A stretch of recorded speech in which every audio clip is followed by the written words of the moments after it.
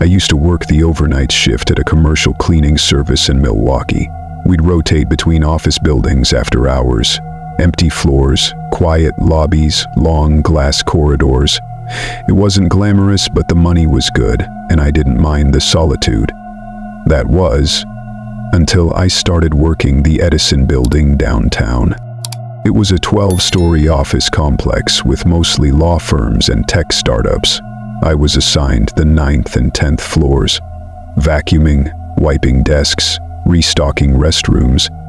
The entire building was like a ghost town after 7 p.m., with just a few lights left on for emergency purposes. One night, I was finishing up the kitchenette on the 10th floor when I noticed something strange in the break room's window. The room was dark except for my flashlight, but the window reflected more than just me. There was a shape, tall, hunched, standing in the reflection behind me. I spun around. No one there. I froze, staring into the dark corners of the room, heart pounding. I tried to convince myself it was a shadow, maybe a trick of the light. I turned off the flashlight. When the room went pitch black, I waited a second and then flicked the light back on. There it was again, in the reflection, closer. This time, I didn't wait. I grabbed my supplies and practically ran to the elevator. I reported it to my supervisor, who just laughed and said the Edison building had always felt off. I refused to go back.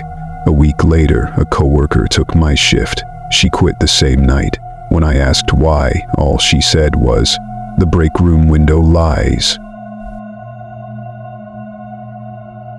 Back in 2016, I worked as a night security guard at a small retirement home in Pennsylvania.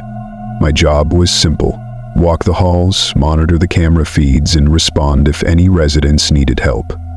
Most nights were peaceful. Some light TV noise, maybe a confused resident wandering around. Nothing I couldn't handle. But one night, something changed. It was just after 2 a.m. when I noticed movement on the hallway cam outside room 104. A tall man in a hospital gown was walking slowly down the corridor. I assumed it was Mr. Collins. Tall guy, early stages of dementia, liked to walk at night. So I got up to escort him back. But when I turned the corner into the hallway, it was empty.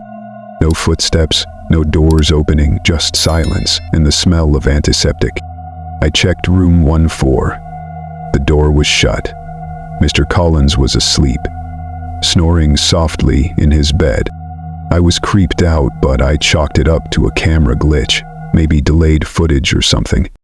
An hour later, the same figure appeared again. Same spot, same walk. This time I watched the monitor carefully. He passed by room 16, then vanished, mid-step. Just blinked out. I rewound the footage again and again, and every time the figure disappeared in the same frame. I checked with the day staff the next morning. The head nurse paled when I described the man. She said years ago a resident had died in that hallway, collapsed right outside 16. Tall guy, nightgown, alone.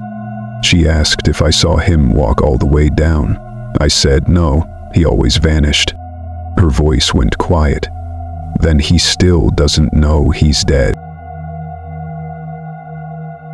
I was 22 when I got hired for the night shift at a 24-hour grocery store in Southern California.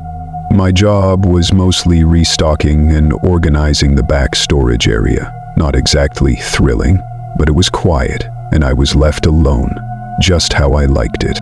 The store had a large stock room divided into sections, each numbered. I was told to avoid storage room 7 because it had a leak and the ceiling was unstable. Fair enough. But a few weeks into the job, I started hearing noises coming from behind the locked door. Knocking, slow, repetitive. First I thought it was rats, but it sounded too rhythmic, like knuckles. I told my manager, but he brushed it off and said, "Don't open that door, ever."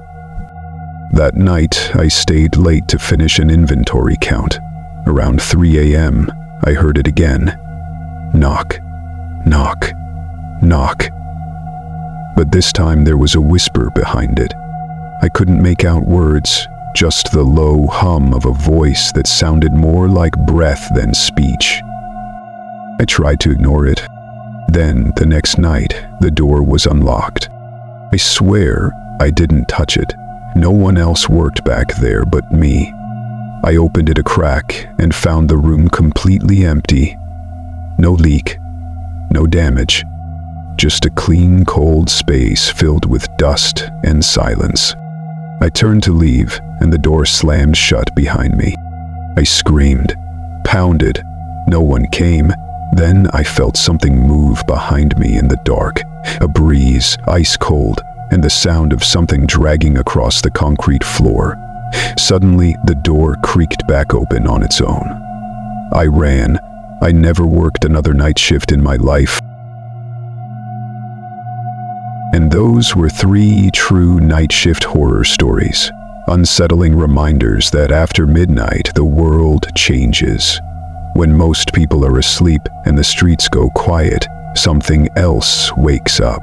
Something that moves through locked doors, flickers in screens, or waits just beyond the light. Whether it's a ghostly figure caught on a hallway camera, whispers behind a storage room door, or reflections that don't match reality, these stories prove that working alone at night doesn't always mean you're alone.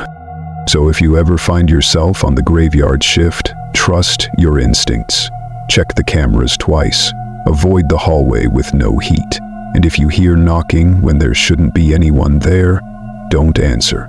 Not everything in the night wants to be seen. If one of these stories gave you chills, tell us which one kept you awake. And if you've ever had something unexplainable happen while working late, we want to hear about it in the comments. Be sure to like, share, and subscribe for more terrifying true tales. Until next time, keep your lights on, and whatever you do, don't turn your back on the dark.